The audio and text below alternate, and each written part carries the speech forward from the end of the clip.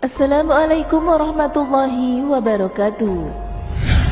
Kisah nyata membuat heboh dan menjadi perbincangan baik bagi siapa saja yang menyadarinya. Dan inilah kisah seorang bocah misterius yang muncul hanya pada bulan Ramadan di Kampung Ketapang, Kabupaten Ketapang, Kalimantan Barat. Bocah ini menjadi pembicaraan di Kampung Ketapang. Sudah 3 hari ini ia mondar-mandir keliling kampung. Ia menggoda anak-anak sebayanya, menggoda anak-anak remaja di atasnya, dan bahkan orang tua. Hal ini bagi orang kampung sungguh menyebalkan. Ya, bagaimana tidak menyebalkan? Anak ini menggoda dengan berjalan ke sana kemari, sambil membawa tangan kanannya memegang roti isi daging yang tampak coklat menyala, sementara tangan kirinya memegang es kelapa, lengkap dengan tetesan air dan butiran-butiran es yang melekat di plastik tersebut. Pemandangan tersebut mungkin menjadi hal yang biasa bagi orang-orang kampung melihatnya bukan pada bulan puasa. Tapi ini justru terjadi di tengah hari pada bulan puasa. Bulan ketika banyak orang sedang menahan lapar dan haus. Es kelapa dan roti isi daging tentu saja menggoda orang yang melihatnya. Pemandangan itu semakin bertambah tidak biasa karena kebetulan selama 3 hari sejak bocah itu ada, matahari di kampung itu lebih terik dari biasanya. Lukman mendapat laporan dari orang-orang kampung mengenai bocah itu. Mereka tidak berani melarang bocah kecil itu untuk menyodor-nyodorkan dan memperagakan bagaimana dengan nikmatnya ia mencicipi es kelapa dan roti isi daging tersebut. Pernah ada yang melarangnya, tetapi orang itu kemudian dibuat mundur ketakutan sekaligus keheranan. Setiap dilarang, bocah itu akan mendengus dan matanya akan memberikan kilatan yang menyeramkan, membuat mundur setiap orang yang akan melarangnya. Lukman memutuskan akan menunggu kehadiran bocah itu. Kata orang kampung, belakangan ini, setiap ba'da zuhur, anak itu akan muncul secara misterius. Bocah itu akan muncul dengan pakaian lusuh yang sama dengan hari-hari kemarin, dan akan muncul pula dengan es kelapa dan roti isi daging yang sama juga. Tidak lama kemudian Lukman menunggu, bocah itu datang lagi. Benar, ia menari-nari dengan menyeruput es kelapa itu. Tingkah bocah itu jelas membuat orang lain menelan ludah, tanda ingin meminum es itu juga. Lukman pun lalu menegurnya. Cuman, ya itu tadi, bukannya takut, bocah itu malah mendelik hebat dan melotot, seakan-akan matanya akan keluar. Bismillah, ucap Lukman dengan kembali mencengkram leher bocah itu. Ia kuatkan mentalnya. Ia berpikir, kalau memang bocah itu bocah jadi-jadian, ia akan mengorek keterangan dan apa maksud semua ini. Kalau memang bocah itu bocah beneran, ia pun juga akan cari keterangan siapa dan dari mana sesungguhnya bocah itu. Mendengar ucapan bismillah itu, bocah tadi mendadak menurut tarikan tangan Lukman. Lukman pun menyentak tangannya, menyeret dengan halus bocah itu dan membawanya ke rumah. Gerakan Lukman diikuti dengan tatapan penuh tanya dari orang-orang yang melihatnya. Ada apa Tuan melarang saya meminum es kelapa dan menyantap roti isi daging ini? Bukankah ini punya saya? Tanya bocah itu sesampainya di rumah Lukman, seakan-akan tahu bahwa Lukman akan bertanya tentang kelakuannya. Matanya masih lekat menatap tajam pada Lukman. Maaf ya, itu karena kamu melakukannya di bulan puasa, jawab Lukman dengan halus. Apalagi kamu tahu, bukannya seharusnya kamu juga ikut berpuasa? Kamu bukannya ikut menahan lapar dan haus, tetapi kamu malah menggoda orang-orang dengan tingkahmu itu. Sebenarnya, Lukman masih akan mengeluarkan unek-uneknya mengomeli anak itu. Tapi mendadak bocah itu berdiri sebelum Luqman selesai. Ia menatap Luqman lebih tajam lagi. Itu kan yang kalian lakukan juga kepada kami semua? Bukankah kalian lebih sering melakukan hal ini ketimbang saya? Kalian selalu mempertontonkan kemewahan ketika kami hidup di bawah garis kemiskinan pada 11 bulan di luar bulan puasa. Bukankah kalian yang lebih sering melupakan kami yang kelaparan dengan menimbun harta sebanyak-banyaknya dan melupakan kami? Bukankah kalian juga yang selalu tertawa dan melupakan kami yang sedang menangis? Bukankah kalian yang selalu berobat mahal bila sedikit saja sakit menyerang, sementara kalian mendiamkan kami yang mengeluh kesakitan hingga kematian menjemput ajal? Bukankah juga di bulan puasa ini saja hanya menggeserkan waktu saja bagi kalian untuk menahan lapar dan haus? Ketika beduk maghrib berlalu, ketika adzan maghrib terdengar, kalian kembali pada kerakusan kalian.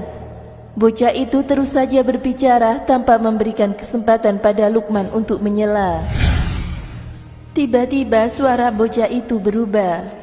Kalau tadinya ia berkata begitu tegas dan terdengar sangat menusuk, kini ia bersuara lirih menggibah.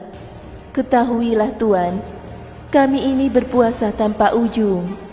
Kami senantiasa berpuasa meski bukan waktunya bulan puasa, lantaran memang tak ada makanan yang bisa kami makan. Sementara Tuan hanya berpuasa sepanjang siang saja. Dan ketahuilah juga, justru Tuan dan orang-orang di sekeliling Tuanlah yang menyakiti perasaan kami dengan berpakaian yang luar biasa mewahnya. Lalu kalian sebut itu menyambut Ramadan dan Idul Fitri. Bukankah kalian juga yang selalu berlebihan dalam mempersiapkan makanan yang luar biasa bervariasi banyaknya, segala rupanya ada? Lantas, kalian menyebutnya dengan istilah menyambut Ramadan dan Idul Fitri? Tuan, 11 bulan kalian semua tertawa di atas kami yang menangis. Bahkan, pada bulan Ramadan pun hanya ada kepedulian yang seadanya pula. Tuan, kalianlah yang melupakan kami. Kalianlah yang menggoda kami. 12 bulan tanpa terkecuali, termasuk di bulan Ramadan ini. Apa yang telah saya lakukan adalah apa yang telah kalian lakukan juga terhadap orang-orang kecil seperti kami. Tuan, sadarkah Tuan akan ketidakadilan harta? Lalu kenapakah kalian masih saja mendekap harta secara berlebih? Tuan, sadarkah apa yang terjadi bila Tuan dan orang-orang sekeliling Tuan tertawa sepanjang masa dan melupakan kami yang semestinya diingat? Bahkan, berlebihnya Tuan dan orang-orang di sekeliling Tuan bukan hanya pada penggunaan harta, tetapi juga pada dosa dan maksiat. Tahukah Tuan akan adanya azab Tuhan yang akan menimpa? Tuan jangan merasa aman lantaran kaki masih menginjak bumi. Tuan, jangan merasa perut akan tetap kenyang lantaran masih tersimpan pangan untuk setahun. Jangan pernah merasa matahari tidak akan pernah menyatu dengan bumi kelak. Wow, entah apa yang ada di kepala dan di hati Luqman. Kalimat demi kalimat meluncur deras dari mulut bocah kecil itu tanpa bisa dihentikan. Dan hebatnya, semua yang disampaikan bocah tersebut adalah benar adanya. Hal ini memang keyakinan Luqman bahwa bocah itu bukanlah bocah sembarangan. Setelah berkata pedas dan tajam seperti itu, bocah itu pergi begitu saja meninggalkan Luqman yang dibuatnya terbengong-bengong. Di kejauhan, Luqman melihat bocah itu menghilang bak ditelan bumi. Begitu sadar, Luqman berlari mengejar bocah di keluar rumah hingga ke tepi jalan raya kampung Ketapang. Ia edarkan pandangan ke seluruh sudut yang bisa dilihatnya, tetapi tidak menemukan bocah itu.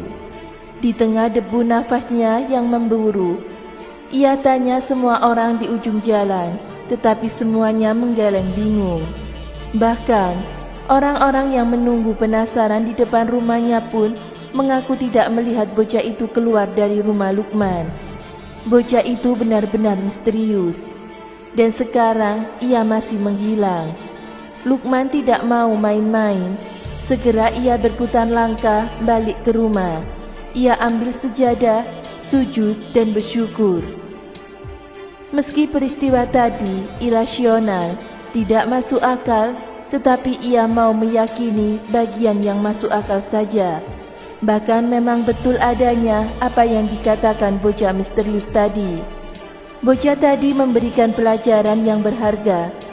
Betapa kita sering melupakan orang yang seharusnya kita ingat, yaitu mereka yang tidak berpakaian, mereka yang kelaparan, dan mereka yang tidak memiliki kehidupan yang layak. Bocah tadi juga memberikan Luqman pelajaran bahwa seharusnya mereka yang sedang berada di atas, yang sedang mendapatkan karunia Allah, jangan sekali-kali menggoda orang kecil, orang bawah, dengan berjalan membusungkan dada dan mempertontonkan kemewahan yang berlebihan.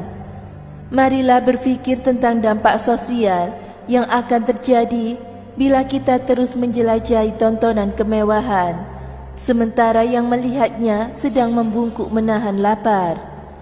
Luqman berterima kasih kepada Allah yang telah memberikannya hikmah yang luar biasa. Luqman tidak mau menjadi bagian yang Allah sebut mati mata hatinya. Sekarang yang ada di pikirannya adalah entah mau dipercaya orang atau tidak, ia akan mengabarkan kejadian yang dialaminya bersama bocah itu, sekaligus menjelaskan hikmah kehadiran bocah tadi kepada semua orang yang dikenalnya, kepada sebanyak-banyaknya orang. Kejadian bersama bocah tadi begitu berharga bagi siapa saja yang menghendaki bercahayanya hati. Pertemuan itu menjadi pertemuan yang terakhir. Sejak itu, Luqman tidak pernah lagi melihatnya selama-lamanya. Luqman rindu kata-kata pedas dan tuding-tudingannya yang memang betul adanya. Luqman rindu akan kehadiran anak itu, agar ada seseorang yang berani menunjuk hidungnya ketika ia salah. Mungkin bagi Anda yang tinggal di kampung Ketapang pernah mendengar kisah nyata bocah misterius ini. Apakah sampai saat ini kejadian tersebut masih terjadi atau tidak di bulan Ramadan ini? Semoga bermanfaat. Wallahu a'lam bishawab.